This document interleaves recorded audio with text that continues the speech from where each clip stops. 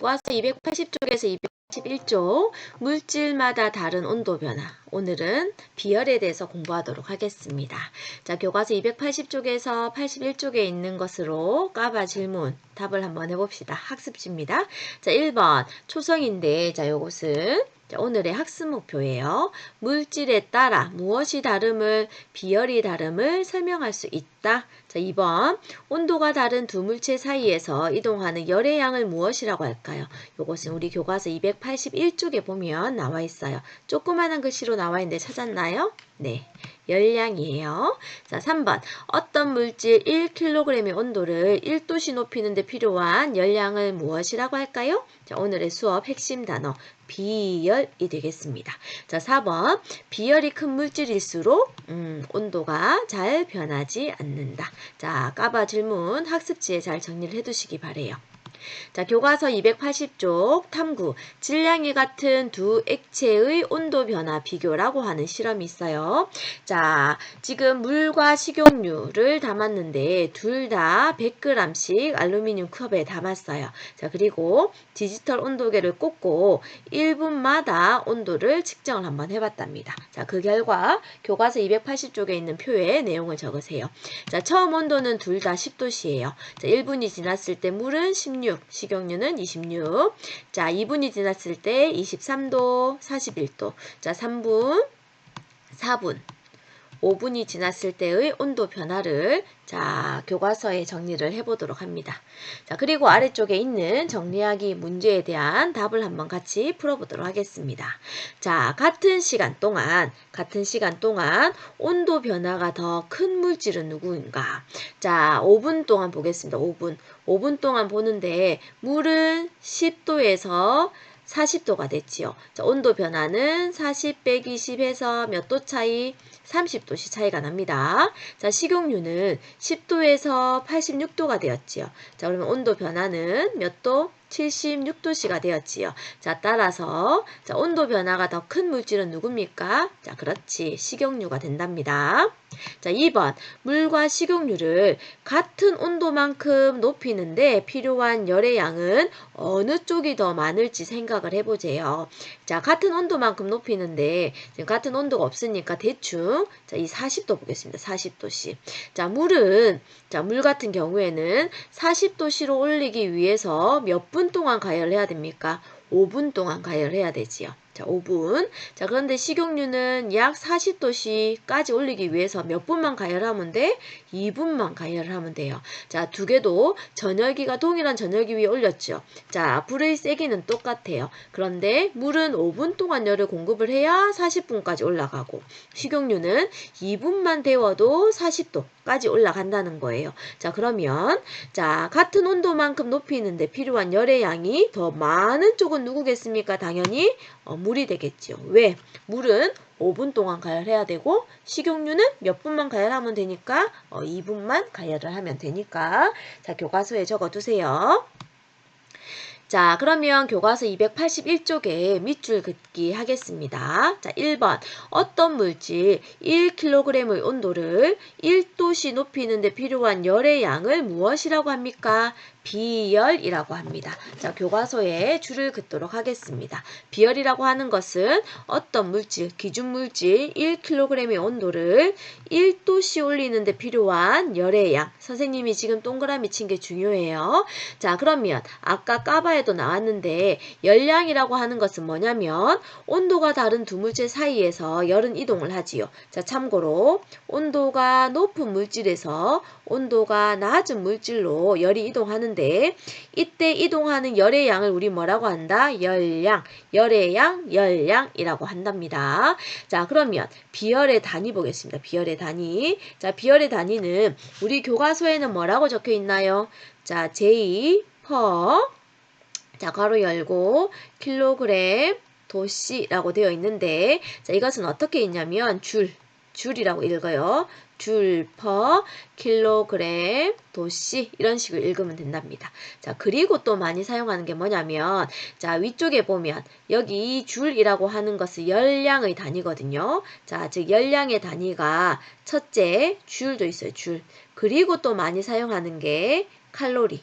자, 그리고 킬로칼로리 자, 얘네들이 있어요. 자, 얘네들이 열의 양인데 이 열의 양을 질량과 그리고 온도 변화, 온도를 나누면 돼요. 자, 그래서 단위는 줄 퍼 킬로그램 도시도 있는데 열량의 단위를 다르게 킬로그램이 아니지. 킬로칼로리 퍼 킬로그램 도시도 있고 자, 그리고 킬로칼로리보다 단위가 적은 게 칼로리가 있겠지.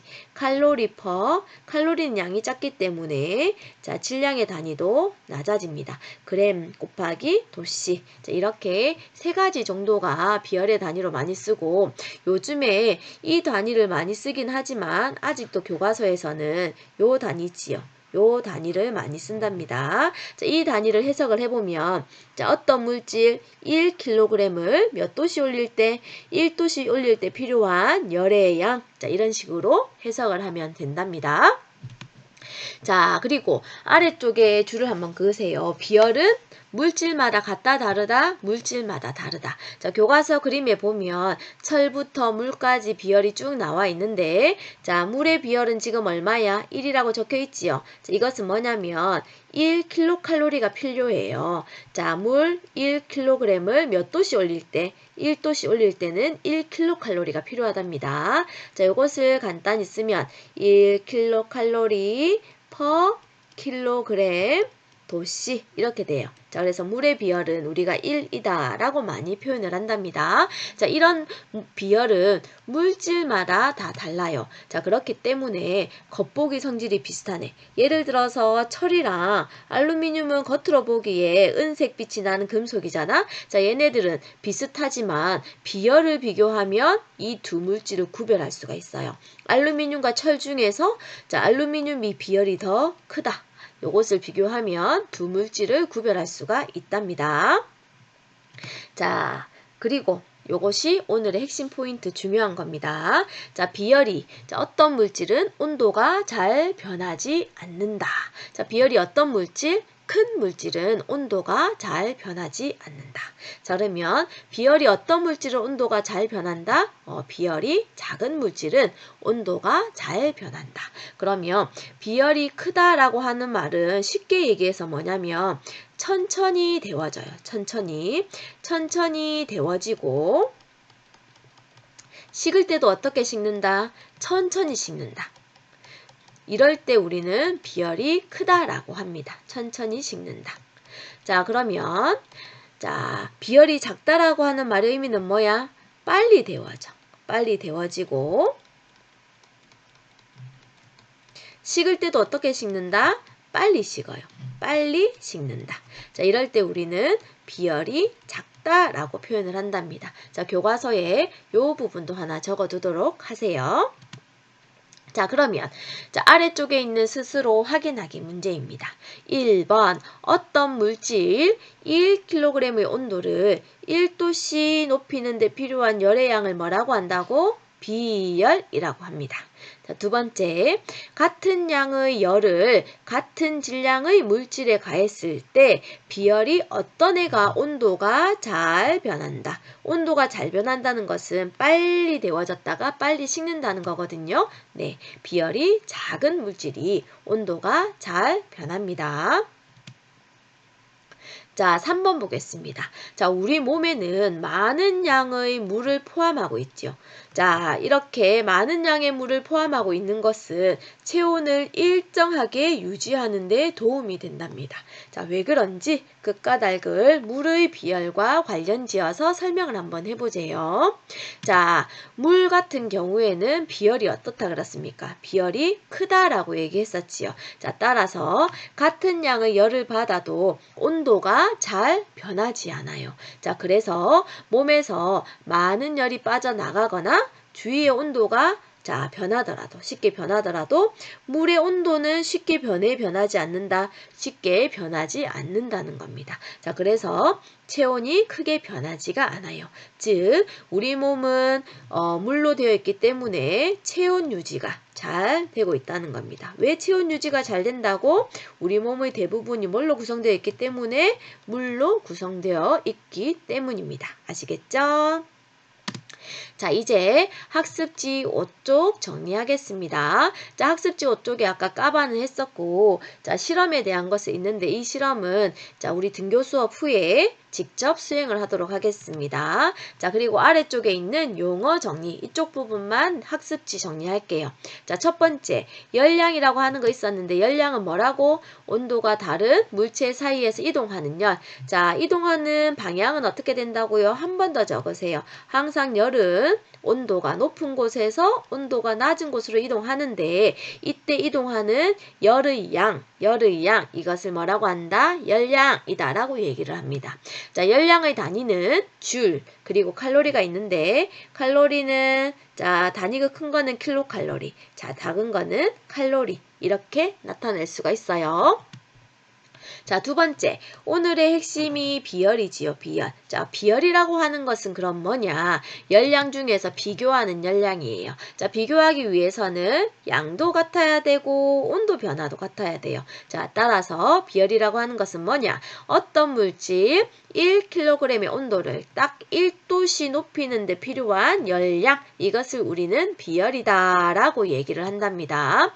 자, 그러면 자, 하기 전에 아까 비열의 단위가 있었지요. 자, 비열의 단위 한 번 더 보겠습니다. 자, 비열의 단위는 첫 번째, 자, 열량을 질량과 온도로 나눠줘요. 자, 교과서에 괄호 있었는데 괄호는 써도 되고 안 써도 돼요. 자, 그리고 또 자, 열량을 질량과 온도로 나눠줘요.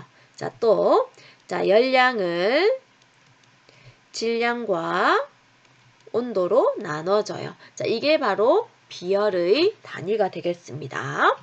자, 그러면 비열이 크다라고 하는 말의 의미는 뭐다? 물질 1g의 온도를 자, 여기에서는 아까 1kg이라고 했는데 이번에 1g이라고 한번 해봤습니다. 물질 1g의 온도를 1도씨 올리는데 열의 양이 비열이 크다는 것은 많이 필요하다, 적게 필요하다? 많이 필요하다 라고 하는 의미예요. 자, 두 번째, 온도 변화가 크다, 작다?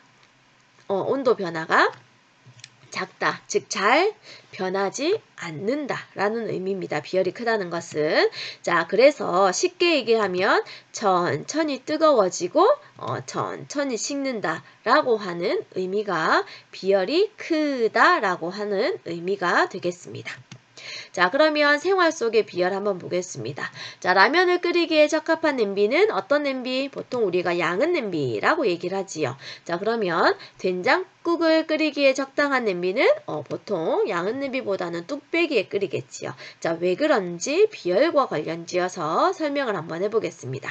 자, 라면 같은 경우에는 짧은 시간에 강한 불로 빨리 익힌 다음에 빨리 식혀야 면이 불지 않고 꼬들꼬들한 맛있는 라면을 끓일 수 있어요. 자, 그렇기 때문에 자, 비열이 큰 작은, 비열이 작은 양은 냄비를 이용을 하는 것이 더 좋답니다. 근데 이 양은 냄비가 건강상의 우려는 좀 있다라고 얘기를 해요.